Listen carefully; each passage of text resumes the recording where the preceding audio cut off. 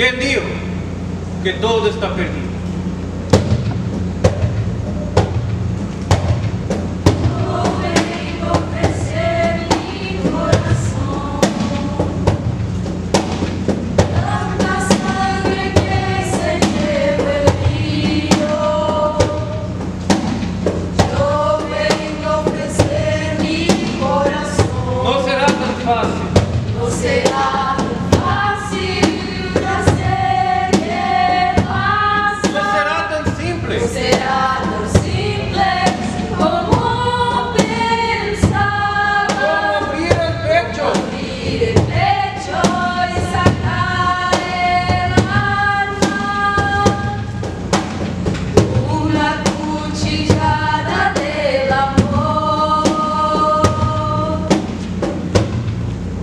Quem dijo que todo está perdido? Eu venho oferecer mi coração. Boa tarde a todos! Sejam muito bem-vindos! Nós somos o grupo de teatro científico da UEPG. Como um grupo de teatro, hoje apresentaremos a vocês uma peça de teatro. Uma das características do teatro é a sua efemeridade. O teatro acontece no momento presente e necessita da interação instantânea entre atores, Nós! e público. Vocês! E como um grupo de teatro científico, hoje contaremos a vocês uma história sobre ciência, mais especificamente sobre o processo de descoberta, que envolve verificação, formulação e observação das hipóteses, entre outros. Mais especificamente ainda, nós vamos falar da descoberta de uma nova doença. Em um confim de mundo, uma nova doença descoberta. O causador da doença está na natureza desde tempos ancestrais e chegou ao ser humano graças à interação do próprio homem com o hospedeiro original. Essa doença é altamente debilitante. E aqueles que têm o azar de serem infectados e desenvolverem a forma grave podem rapidamente ir à óbito. Quando comunicado, a população em geral não acreditou que se tratasse de uma doença real. Até mesmo parte da comunidade científica duvidou. Mas, para nossa sorte, graças à preparação dos nossos cientistas, rapidamente todos os aspectos da doença foram compreendidos. A cura completa ainda não existe e a prevenção ainda é o melhor remédio. Infelizmente, durante todo o período, o governo mais atrapalhou do que ajudou na prevenção. A doença já está quase controlada, mas ainda podemos sofrer surtos localizados, especialmente em nosso país, onde uma endemia é sempre um risco. É sobre esta doença que iremos falar. A doença de Chagas.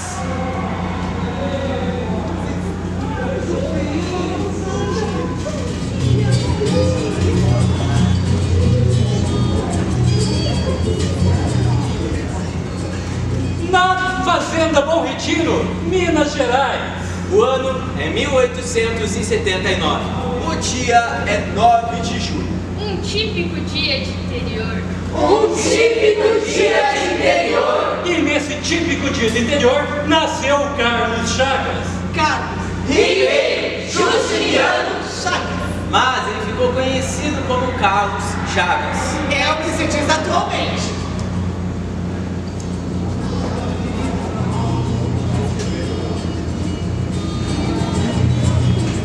Sim, porque ele era filho de Mariana Cândida Ribeiro de Castro Chagas e José Justiniano das Chagas. Portanto, Carlos Chagas. Carlos Ribeiro Justiniano. Chagas. José Justiniano faleceu quando Carlos tinha 5 anos. Sua mãe era uma mulher forte e influenciou muito na educação do filho. E é sobre esta personagem que iremos falar. Mas vamos deixar que ela fale por si.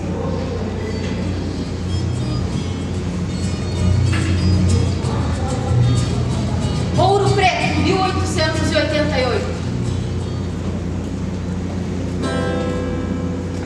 Quando eu vim pra esse mundo de meu pai, pra catar com festa e alegria e sonhar um caminho pra minha vida, numa história de amores e poesias, eu cheguei, eu cresci e fui embora, já sabendo que o dia em que eu nasci foi um dia de muita cantoria e por isso, compadre, estou aqui.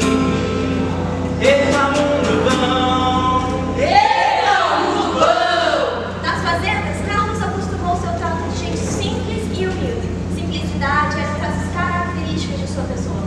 glória não os modificaria. É em Oliveira, entretanto, que entra em contato com a cultura. Lá, Tris e seus tios maternos absorvem a atenção do menino quando começa a crescer. Tio Olegário, famoso por sua erudição, passa dias e noites em sua biblioteca. Em meio às algazarras das serenatas noturnas, interrompem a sua vida. Tio Cícero, também advogado, tem em sua conversa lógica articulada e sua inteligência refinada e profunda erudição podem dar. Assim, mostram eles ao menino o caminho dos livros. Sim, o terceiro tio Esse aqui, eu vou. O terceiro era tio Calixto, médico formado na corte. Exercia ele e seu mister, com grande garbo, melhor êxito.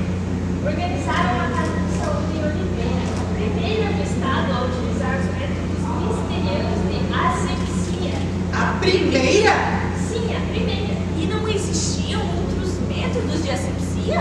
Se existiam, não eram tão comuns. Sua prestigiosa presença e seu comportamento de galanteou pasmavam o jovem Luiz. Chega, entretanto, o momento da escolarização de Chagas. O menino é levado a Itu, em princípios de 1888. A disciplina dos jesuítas não lhe sabe bem. Divergia demais da liberdade tranquila do menino da fazenda. É verdade. Eu me sentia deprimido e muito pouco disposto aos estudos. Carlos sente saudade de sua mãe e, numa madrugada, foge do colégio. O renomado Carlos Chagas fugiu do colégio. Eu era só uma criança. Mas poucos quilômetros depois, é capturado pelo padre que perseguia em uma montaria. Foge, foge, foge. Padre maldito! Maldito padre! No dia seguinte, Não aturaremos atitudes como a sua aqui na companhia de Jesus. Sinto muito lhe dizer, mas você está expulso. Expulso? expulso! Sim, expulso. Padre bendito! Bendito Padre! Carlos terminou os estudos colegiais em São João del Rei, no Colégio de São Francisco. Lá foi mostrado a uma educação que mesclava ciências e humanidade e o fez sonhar. Bendito Padre Sacramento. Naquela época, Carlos já estava inclinado a estudar medicina, mas Mariana, sua mãe, lhe deu apenas duas opções: estudar engenharia de Minas Mãe, ou ficar na fazenda e ser agricultor. Carlos aceitou ir a Ouro Preto, onde chegou em 1894. Quando chegou à cidade, adquiriu uma liberdade que até então nunca teve. Mas vamos deixar que o hoje prestigiado cientista e médico Carlos Chagas nos apresente aquela época de um ponto que muito marcou: o final do curso em 1895.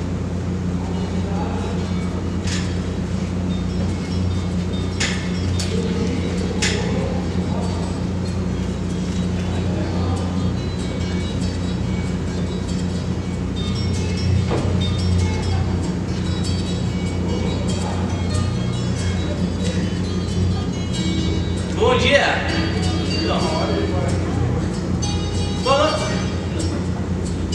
Bom dia! Eu já não sei mais se é dia ou se é noite. Tudo que eu sei é que já faz cento e poucos dias que eu estou a desfrutar da minha liberdade em Ouro Preto. Liberdade com a qual eu tanto sonhei quando estava nas mãos dos jesuítas lá em Itu. E o que eu ganhei com ela? Parece que alguns sintomas, dores, fraqueza, inchaço nos pés. É mais fácil eu falar do que eu perdi.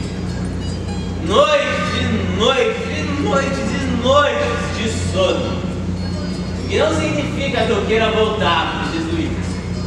Tão um pouco para a fazenda onde eu cresci. Se bem que eu realmente gostaria de ter agora é os cuidados do meu tio Calito. Tio Calito, que homem admirável, que dom para curar as pessoas. Ora, quem sabe não seja esse o meu destino também? Nada de engenharia de Minas, coisa nenhuma. Carlos! Carlos! Não te reconheço! Tio Galindo! Eu não acredito que o senhor veio! Que? Tio Calito, o quê? Vem! Vamos voltar pra festa! Cidade de Oliveira! Aqui vou eu! Na festa não era o tio Calito, mas este apareceu. E foi importante. Depois de passar 2 anos em Oliveira, Mariana Cândido finalmente permitiu que seu filho fosse para o Rio de Janeiro.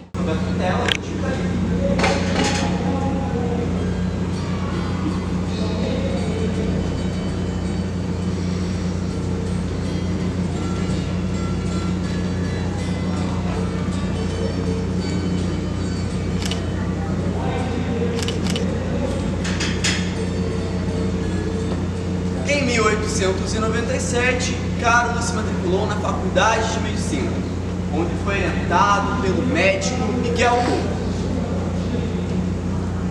A curiosidade, a eficiência desse médico eram realmente fascinantes. Quando não consigo salvar um doente, prefiro eu mesmo fazer a necrópsia do defunto. Assim, consigo relacionar o quadro clínico à lesão anatômica desafortunado paciente. Carlos era estudante dedicado, era conhecido como estudante de 2 velas, pois à noite estudava pelo período exato em que 2 velas levavam para se queimar completamente. Eu era estudante, não conseguia comprar 3 velas. A velha Santa Casa de Misericórdia se tornou praticamente o lar de Carlos. Ele passava noites atendendo na enfermaria. Noutras, pernoitava no hospital para não perder nenhum detalhe de seus pacientes. Nestas noites, eu economizava 2 velas. Foi nesse hospital que Carlos aprendeu, na prática, as doenças que assolavam a época. Febre amarela, peste bubônica, malária, Tuberculose, sífilis, Lepra, desenterias diversas. Ah, doenças infecciosas, como eu gosto dela, eu digo, de tratá-las. Eu acho que farei curso prático de malária, ou melhor, tratamento de malária. Quando terminou o curso, seu professor, o médico Francisco Machado, enviou uma carta a Oswaldo Cruz, recomendando o jovem estudante. Oswaldo Cruz havia recém-inaugurado seu hoje tão famoso instituto. Foi lá que Carlos elaborou a sua tese, apresentada à Faculdade de Medicina do Rio de Janeiro. Estudos hematológicos no impaludismo.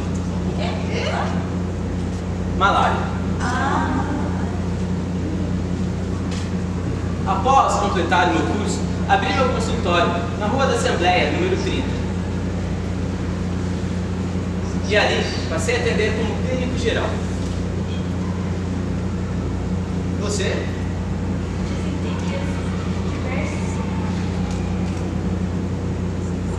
Você? Lepra. Você?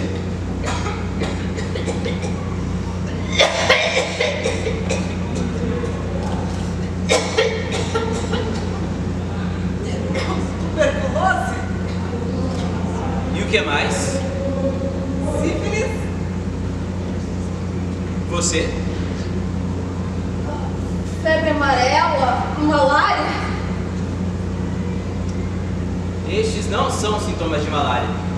Isso é peste bubônica. Mas o dinheiro ainda era pouco.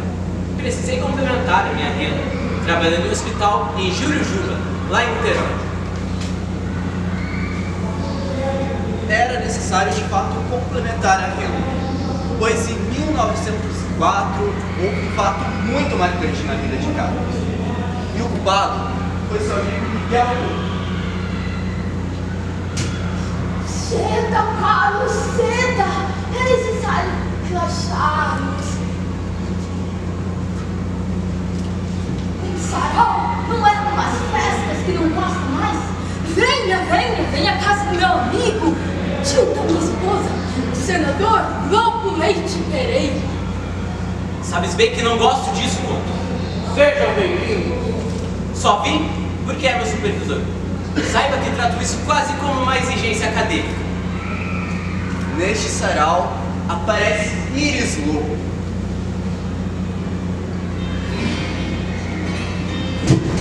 Atraíram a formosura da jovem, seus traços castelhanos, sua beleza confiável do sacão, inflamou a alma do jovem fugido. Vê-la e amá-la foi um só momento. Minha filha! É óbvio que não! Meu pai! É óbvio que sim!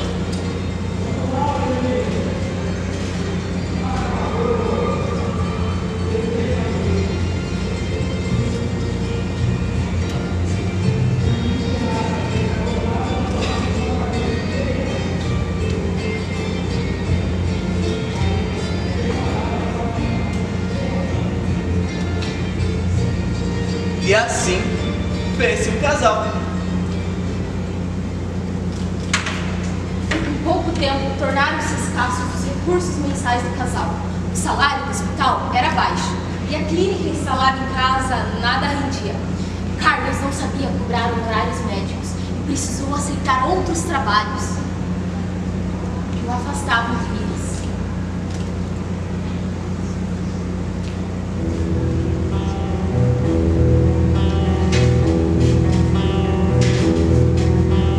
¿Quién dijo que todo está perdido?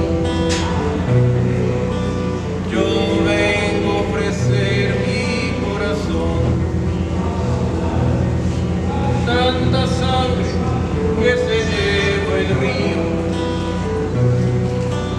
Yo vengo a ofrecer mi corazón. Um surto de malária estava atrapalhando a construção de uma usina hidrelétrica no litoral de São Paulo.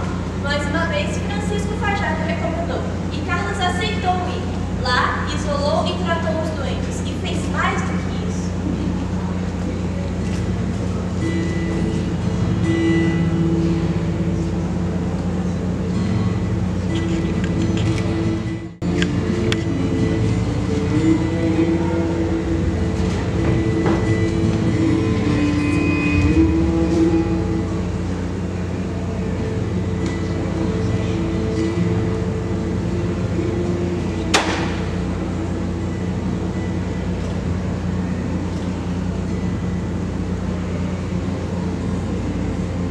Não!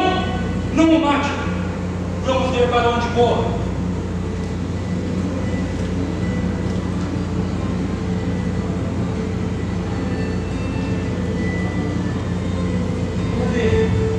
Ele está pesado de tanto sangue que engoliu. É isso. Os mosquitos infectados não conseguem ir para longe, ficam dentro das próprias casas. É isso. As pessoas estão sendo infectadas dentro de suas próprias residências.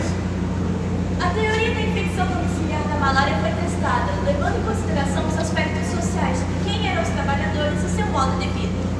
As casas dos doentes foram fumegadas e calafetadas para evitar a entrada de novos mosquitos. Em pouco tempo, o surto de Bertioga em São Paulo foi controlado.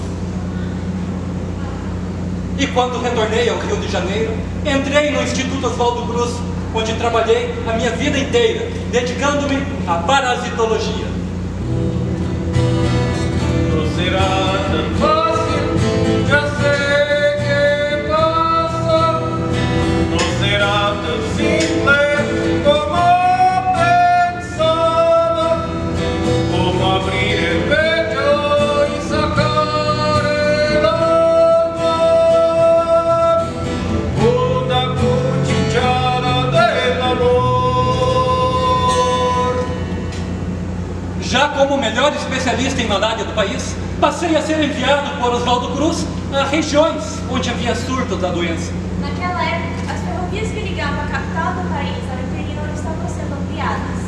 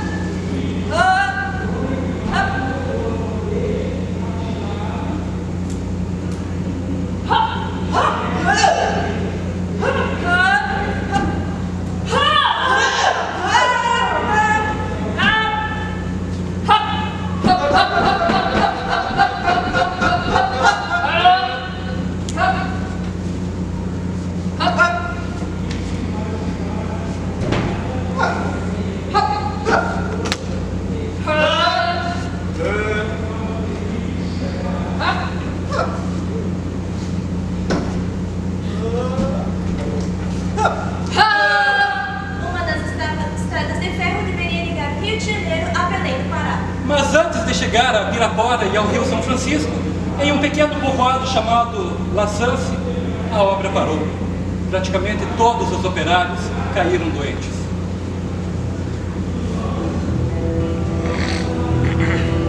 Luna de los pobres, siempre abierta. Yo vengo a ofrecer mi corazón. Todo documento y dártela. Yo vengo a ofrecer mi corazón. Cheguei a La Sance em 1907 e passei a atender os operários e a população local, que estava visivelmente envelhecida e desnutrida. Você, Febre, suor, calafrios, tontura, dor dos músculos, está com malária. Você, diarreia, que vômito, deixe ver, febre alta, ritmo cardíaco acelerado, também malária. Você, Dor do peito, doutor. Meu coração faz muito praticum.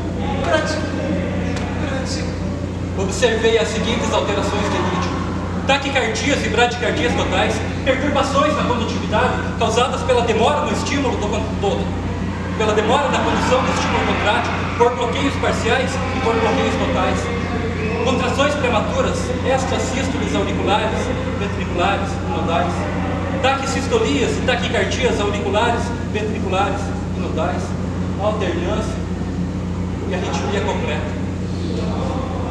Você tem uma cardiopatia avançada.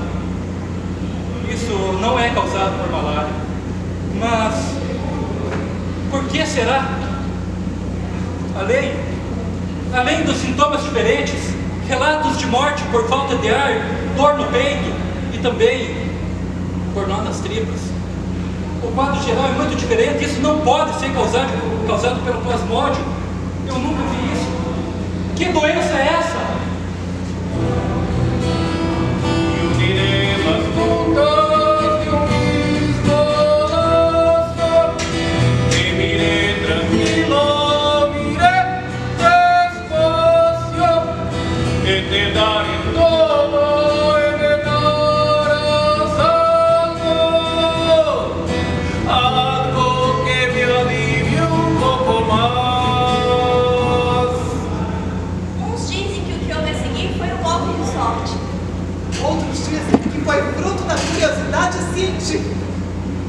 Possivelmente, todos tenham razão.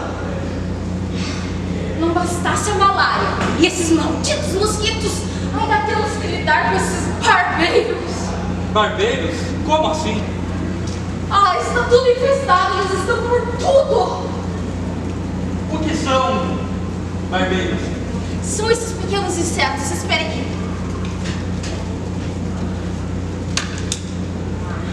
Aqui está um, veja! Me dê isso aqui e fale mais sobre eles. São uma praga! Vêm à noite e picam as pessoas no rosto. Nem dormindo temos descanso. As frestas das casas das paredes de pau a pique estavam infestadas. Um dos pilares epidemiológicos da domiciliação dos criatomínios é a qualidade da habitação. todo o ambiente que se vive, inclusive ar, água, terra e espaço de trabalho, se caracterizam como a morada do homem.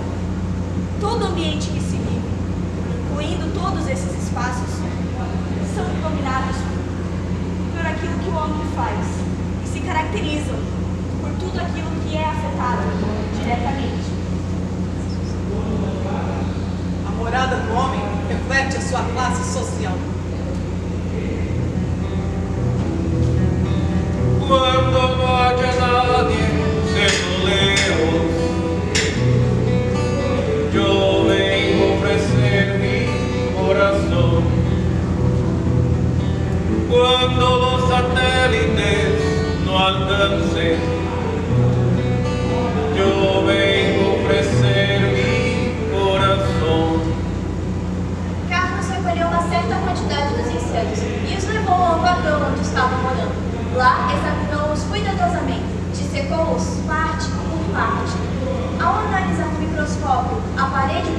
digestivo, encontrou lá um tripanossoma, diferente do que havia descrito anteriormente. Mas o outro era não patogênico. Será que esse é o culpado de tudo?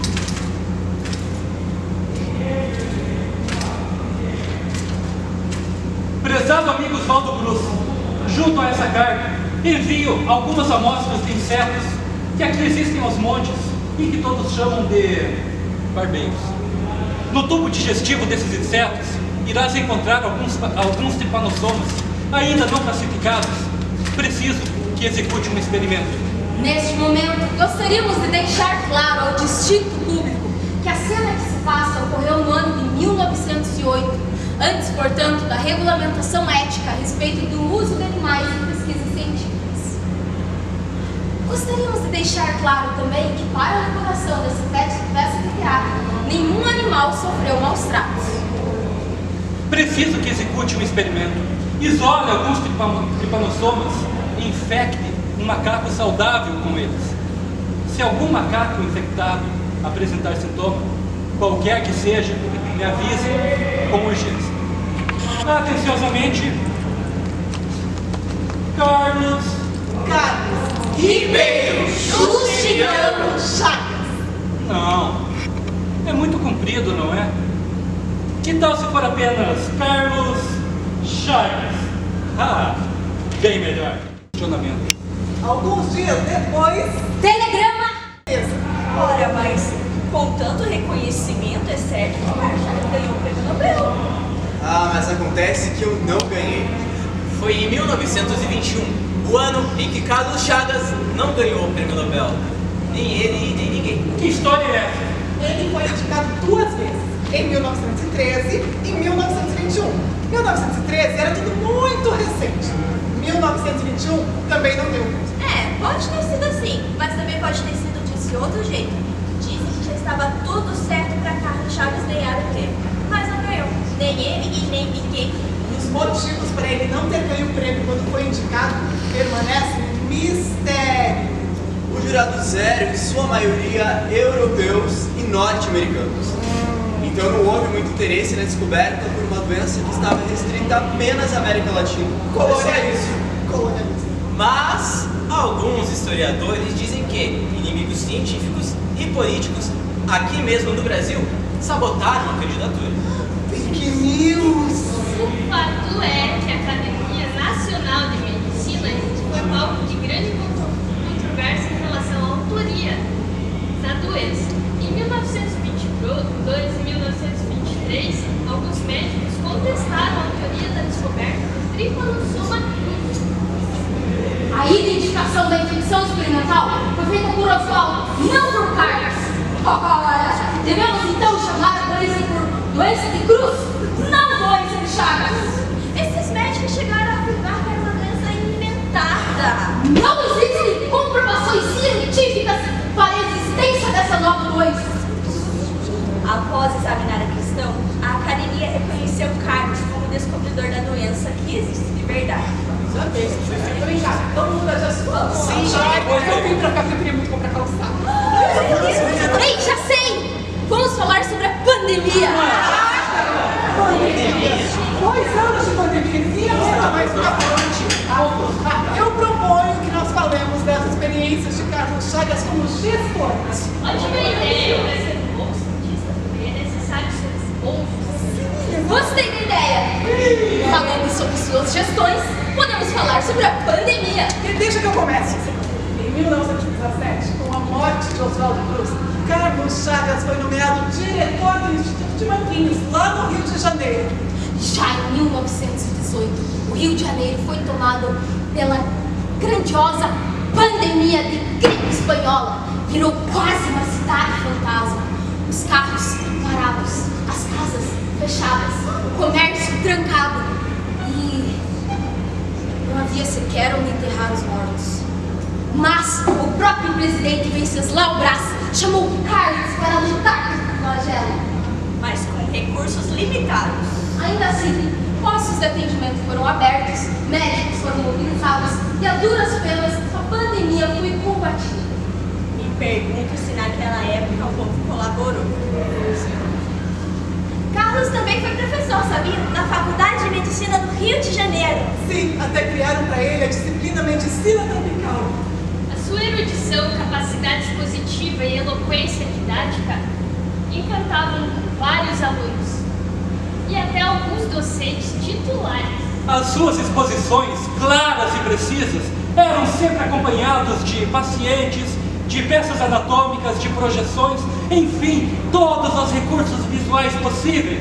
Durante os inflexíveis 60 minutos, todos se continham no maior silêncio, em plena admiração.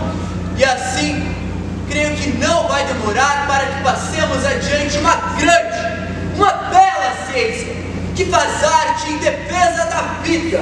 Bravo, professor! Professor, o senhor é muito... Em julho de 1934, a morte de Miguel Couto abalou Carlos profundamente. Alguns meses depois, no dia 8 de novembro de 1934, Carlos faleceu repentinamente em sua própria casa, vítima de um ataque cardíaco fulminante.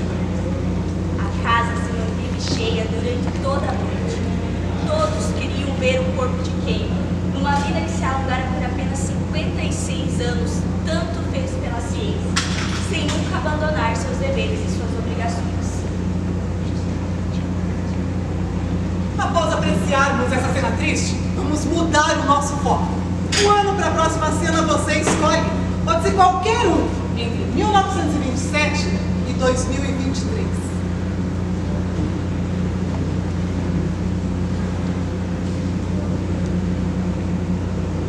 Meu nome é Pedro. Pedro igual meu pai. Pedro de Deus, Pedro do povo. Nós costumamos dizer assim. Meu avô foi concebido numa embarcação, enquanto os pais dele eram trazidos escravizados para essa terra. Ali é minha mãe, Jurema. Jurema igual a minha avó. Terceira geração de Índia Pataxó. Trabalhadeira, lava, cozinha, cuida da casa. Só não é de falar muito, não. Pensa, mãe. Deus te abençoe. Mãe, o pai falou para eu levar uma marmita para ele. Diz que teu pai tem jeito, vai ficar de novo até tarde na construção. Ah, mãe, o pai tá animado com a obra. A casa dos patrões tá ficando uma lindeza que é só vendo. Um dia nós ainda vai ver uma dessa. Você vai ver. Vai sim, filho. Vai sim, eu acredito que vai. Agora vai lá e leva a marmita pro teu pai. E pede pra ele não esquecer de lavar a mão. Eu levo, mas você sabe que ele não vai lembrar. O marido da comadre morreu mês passado. Os bichos foram tudo na boca dele dentro. Pai, a mãe mandou você lembrar de lavar a mão. Ah, filho, se eu lavar a mão, vai ter água para nós beber depois? Naquele mesmo dia, meu pai desmaiou. Só foi acordar no dia seguinte, lá no hospital. Falava baixinho, estava quase sem ar. O pai tinha uns 40 anos, mas parecia já ter uns 70. O senhor bebe? Às vezes. Mano, Às vezes. o senhor trabalha com o quê? Trabalho na roça, construção. Hoje mesmo estava erguendo a casa da dona Carlota. O senhor tem banheiro em casa? Tenho puxadinho lá atrás. Tem água em casa? Tenho o sóio d'água da dona Carlota. Senhor Pedro, o senhor costuma se alimentar como? Ou como fruta, como marmita, como que tem. E o senhor lava essas frutas, lava suas mãos? Às vezes. Às vezes eu esqueço. Senhor Pedro, o senhor já ouviu falar da doença de Chagas? Tempo atrás teve um lá em casa. Falei pra dona Carlota, mas ela disse que isso é coisa de quem não quer trabalhar. Senhor Pedro, seu caso é sério. O senhor não pode ficar fazendo todo esforço. Não pode ficar trabalhando até tarde, senhor Pedro. Nessa idade, senhor contrário, o senhor pode morrer.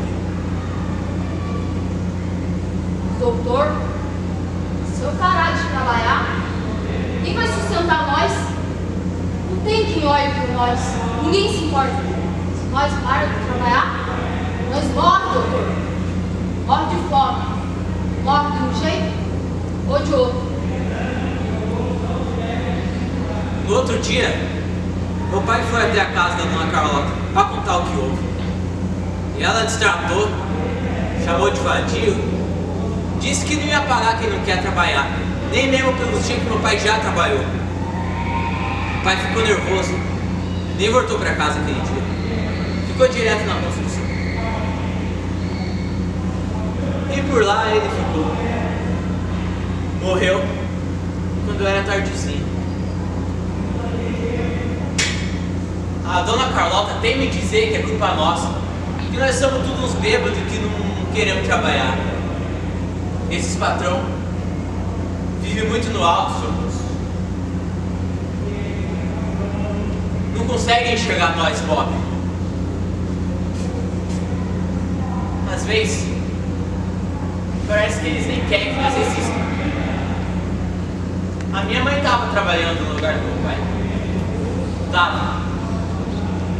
Onde foi ela que morreu? Já esses bichos continuam tudo por aqui. Eu sou uma cientista. Eu sou gente como você.